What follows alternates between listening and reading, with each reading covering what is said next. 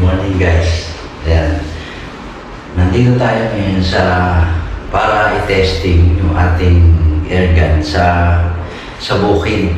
Kaya ito, dala ko siya ngayon. Ito yung mga pellet na gagamitin natin. Meron tayong slug. 23 grains. I think ito. Ayan. So, ito siya. Pasensya na kayo, medyo madilim. Hindi ko masyadong maliwanagan kasi masyadong sa camera. So, ito yung mga slug na yan. 23 grains. Tapos, meron din tayong Astro na pellet. And then, meron din tayong Meteor na dala. Pero, ang resource kasi dito is yung ating ito Astro. Ayan, Astro yan. Ayun, iba dito nahaluan siya ng Meteor yung iba kasi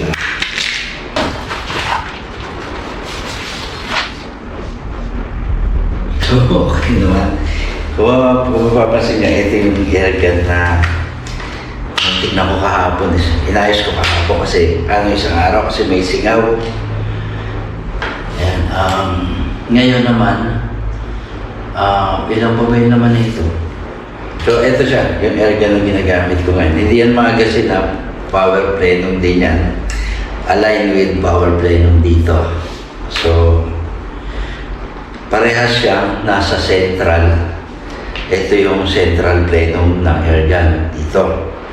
So, nandito siya, pag ganon, and then ito, naka-align siya dito mismo. Kaya, tama-tama, talagang kasi plenum siya. So, discover yung gamit natin na scope. Ayan, kaya medyo malinaw. Kasi, subok na yung scope na yung brand nito. Mabibigyan ko kayo ng link sa description. Para kita nyo. May gustong i-try yung ganitong scope. Pero, since ito na yung tank natin, masyadong malaki, no? Kaya kahit ganyan yan, maraming shots na siya. Siguro, bumbahan ko muna ito ng konti mamaya para madagdagan. Kasi may konti pa po natirang singaw. Siguro, 400 to 500 siguro sa 24 hours yung nababawa sa kanya. Kaya medyo kailangan pa rin ayusin. Titignan ko pa kung nasaan yung singaw na yun. Sa laki nitong tank, natira niya lang 1,600 na lang. Pero sa bagay, ginamit ko naman kahapon pero konti lang dapat yun. So mamaya, may dala naman akong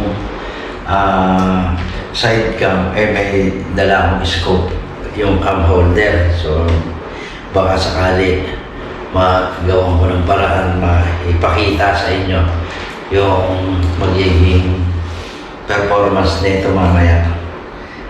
At baka sakali rin na magamit natin sa pest control mamaya. Kaya nandito tayo. Pero yun, pilitin natin makapaggawa ng video na maayos, na makikita nyo ng maayos. Medyo mag-concentrate tayo ngayon makagawa ng quality video para maipakita ko sa inyo. Kasi mga videos natin, mga nakaraan, ay hindi masyadong ang FPS nito from 950 binabaan ko siya nasa 890 ganyan. Hindi ko lang nadala yung aking pangsukat ng FPS pero ganun ko siya ginawa kasi sa 950 sobrang bilis ng pellet, sobrang lakas, hindi na para sa isang airgun. So ginawa ko siya 890. So tama-tama, mas madaling i-zero at saka mas malayo ang mas accurate siya sa mas malayo compare doon sa sobrang taas ng FPS. Tsaka siyempre, pag masyado mataas yung FPS, masyado rin malakas, mauubos yung hangin natin. kahit malaki yung tank, medyo mas mabilis maubos. So again, hindi po yan magasin na. Ayan o, makikita nyo eh. Tapos meron dito gauge, yan sa output. Ito.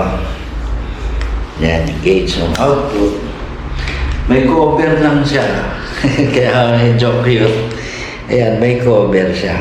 Then dito sa ayan, may cover din. Yung ating regulator. Ayan, may cover din yung gauge niya. Kaya medyo cute tingnan. Pero nasa 1.5 na lang yung hangin. So sakto lang siya para doon sa kanyang output. Pero yung output natin bumaba na. Ayan o. Yung behavior niya, pag nasa 1.5 na lang siya ng ganyan, mas mababa. Siguro yun yung tunay. Yun yung tunay na niya, na laman ng tank. So kulang na. Kaya magbubomba tayo ng konti mamaya.